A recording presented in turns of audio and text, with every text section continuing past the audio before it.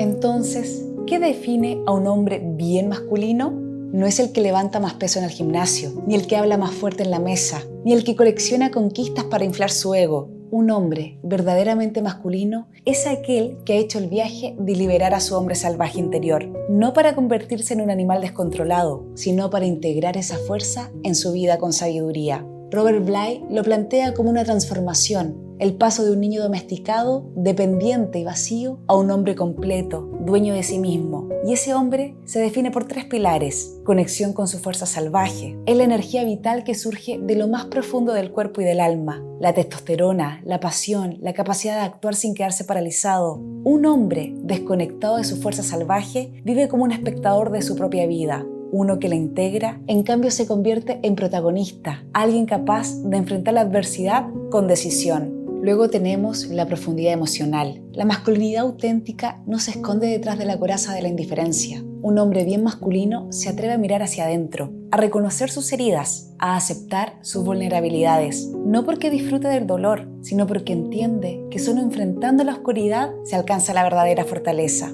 La profundidad emocional es lo que separa al hombre sabio del simple bravucón. Por último tenemos la responsabilidad madura. La fuerza sin responsabilidad es peligro. El poder sin propósito es vacío. Por eso, lo que define de verdad un hombre es su capacidad de sostener y proteger a su pareja, a sus hijos, a su comunidad y sobre todo a sí mismo. Un hombre bien masculino no huye de las cargas, las asume, y al hacerlo inspira respeto y confianza. Cuando estas 3 dimensiones se integran, nace un hombre que no necesita demostrarse a cada instante. Su sola presencia habla por él. Ese hombre sabe cuándo rugir y cuándo callar, cuándo pelear y cuándo abrazar, cuándo imponerse y cuándo guiar con ternura. Ese es el hombre que encarna la masculinidad de la que hablaba Bly. No una caricatura de macho, sino una fuerza viva, equilibrada y madura. Un hombre bien masculino no es aquel que intenta parecerlo, es aquel que en silencio lo es, porque liberó a su hombre salvaje, enfrentó sus sombras y eligió ser responsable. Ese es el viaje de la masculinidad, del niño domesticado al hombre completo. Ser masculino no es una pose, ni un disfraz de dureza, es un viaje, un proceso de integración. Un hombre bien masculino no es aquel que busca demostrar su fuerza a cada paso, sino el que puede sostenerla en silencio, porque la verdadera masculinidad no necesita gritar, se nota en la mirada, en la forma de estar en el mundo, en el equilibrio entre la fuerza y la profundidad. Y quizás por eso, cuando un hombre logra encarnar su verdadera masculinidad, lo femenino lo reconoce, porque la masculinidad real no se impone, se irradia. Si el instinto humano es seguir la corriente, ¿qué hace que algunas personas decidan ir en contra? Porque pensemos en algo, ir contra el grupo no es fácil. Desde pequeños nos enseñan que hay reglas no escritas que debemos seguir. Cómo vestirnos, cómo comportarnos, qué cosas están bien y qué cosas están mal. Y aunque algunas de estas normas tienen sentido, muchas otras son simplemente cosas que repetimos sin cuestionarlas. Pero algunas personas no pueden simplemente aceptar todo sin más. Lo primero que las distingue es que no viven para la aprobación de los demás, no sienten la necesidad de encajar a toda costa, no buscan validación constante, pueden estar rodeadas de personas con opiniones completamente diferentes y aún así mantenerse firmes en lo que creen. Lo segundo es que tienen pensamiento crítico, no aceptan una idea solo porque todo el mundo la repite, se preguntan, ¿tiene sentido esto? ¿Por qué lo hacen los demás? ¿Estoy de acuerdo o simplemente me estoy dejando llevar? Y lo tercero y quizá lo más importante, son valientes, porque desafiar lo que todos dan por hecho es incómodo, solitario e incluso peligroso. Son los que se atreven a levantar la mano en una sala llena de gente y decir, yo no estoy de acuerdo. Los que pueden quedarse solos pero prefieren eso antes que traicionarse a sí mismos. Los que, aunque el mundo les diga que están equivocados, siguen adelante porque creen en lo que hacen y tienen cómo sustentar lo que dicen. Y aunque al principio suelen ser vistos como raros, en muchas ocasiones terminan siendo los que marcan la diferencia.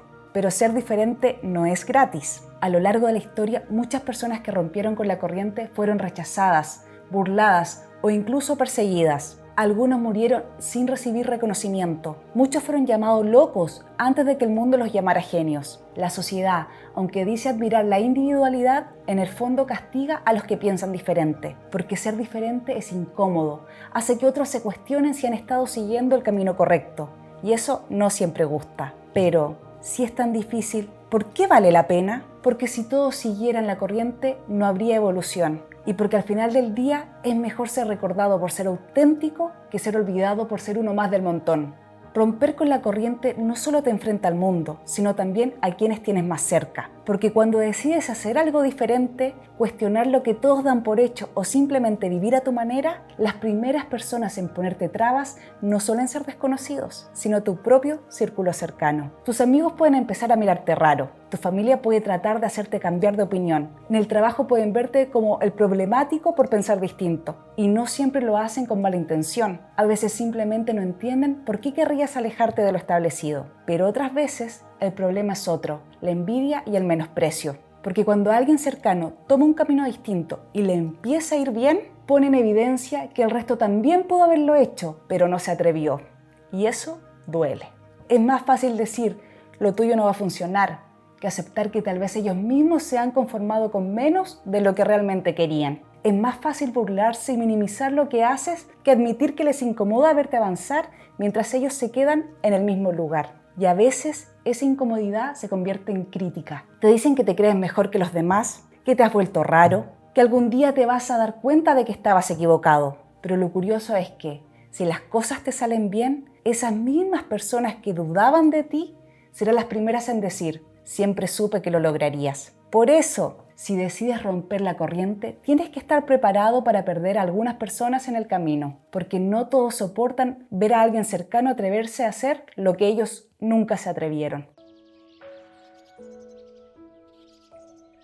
Hay algo profundamente seductor en lo que no tenemos, una especie de hechizo, una niebla que transforma lo común en extraordinario, solo porque está fuera de nuestro alcance. Y lo curioso es que muchas veces lo que deseamos no tiene tanto que ver con lo que es, sino con lo que imaginamos que representa. El filósofo y sociólogo Jean Baudrillard, uno de los grandes críticos de la sociedad de consumo, decía que hoy no compramos objetos, compramos significados. No compramos el producto, sino la historia que lo rodea. Y eso también se aplica al deseo. Deseamos no lo real, sino el simulacro, la imagen idealizada, la promesa, la fantasía. Por eso tantas veces perseguimos algo con intensidad y al tenerlo se vuelve plano. No porque haya cambiado, sino porque el deseo que teníamos no era por eso en sí, sino por lo que proyectábamos sobre eso. Pasa con personas, con trabajos, con estilos de vida. Una chica ignora a un hombre durante meses, pero basta que otra mujer se interese para que de pronto empiece a mirar lo distinto. Y no es que él haya cambiado, es que ahora representa algo más, validación, competencia, rareza, y eso le da brillo. O el típico caso del adolescente que no quiere un par de zapatillas hasta que las ve en alguien popular, y de pronto esas zapatillas ya no son solo zapatillas, son pertenencias, son estatus, son un símbolo. Y es ahí donde entra Erich Fromm, un psicólogo y filósofo del siglo XX. Fromm hablaba de dos formas de desear, el tener y el ser. Decía que cuando deseamos desde el tener, buscamos objetos, personas o logros para llenarnos, pero cuando deseamos desde el ser, buscamos crecer, comprender, conectar. La mayoría de nosotros, sin darnos cuenta, deseamos desde el tener. Queremos cosas para sentirnos alguien. Y mientras más vacíos estamos por dentro, más cosas creemos que necesitamos por fuera. Eso es falta de espiritualidad y se ve demasiado en las sociedades actuales. Por eso lo prohibido atrae tanto, porque no podemos tenerlo. Y como no podemos tenerlo, lo llenamos de imaginación, de simbolismo, de deseo. Y entonces sucede lo de siempre. Lo inalcanzable se vuelve irresistible. No por lo que es, sino por lo que nuestra mente hace con eso. Pero apenas lo conseguimos, la fantasía se derrumba. Y ahí nos damos cuenta de que no era la persona, ni el lugar, ni el objeto. Era nuestra proyección, nuestra ilusión, nuestro deseo de que algo externo nos complete. Y ese deseo es insaciable.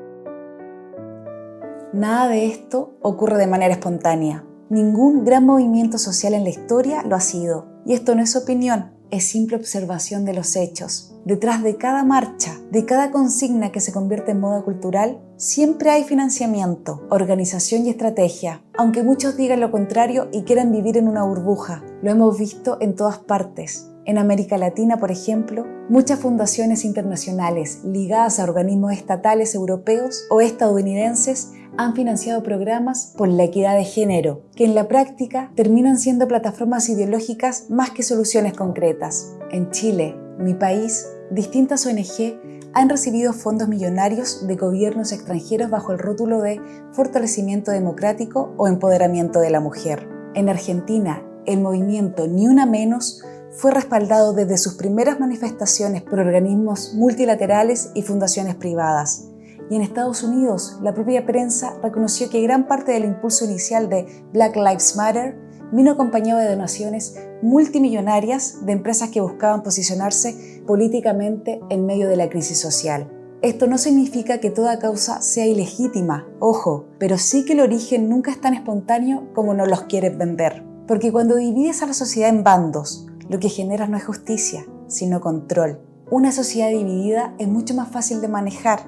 Y aquí aparece otro punto, los líderes de estos movimientos. Al principio, algunos quizás creen en lo que hacen, pero una vez que se hacen conocidos por esas banderas, ya no pueden bajarse del caballo. Aunque aparezcan datos, pruebas o evidencias que contradigan su relato, el costo de retractarse sería demasiado alto, porque no se trata solo de cambiar de opinión, se trata de perder la plataforma, el prestigio, los ingresos, la influencia que han construido alrededor de esa causa. Y como viven de esa causa, necesitan que el ambiente siga polarizado. Cuanto más radical sea el discurso, más seguidores atrae. Cuanto más enemigos inventen, más grande y emocionante parece la causa. Y cuanto más se prolongue el conflicto, más tiempo dura su posición como referentes y más dinero fluye. Por eso vemos líderes que nunca matizan, nunca dudan, nunca reconocen su error, porque no pueden. Su identidad, su carrera y hasta su sustento económico dependen de mantener vivo el enfrentamiento. Y lo peor es que en esa lógica,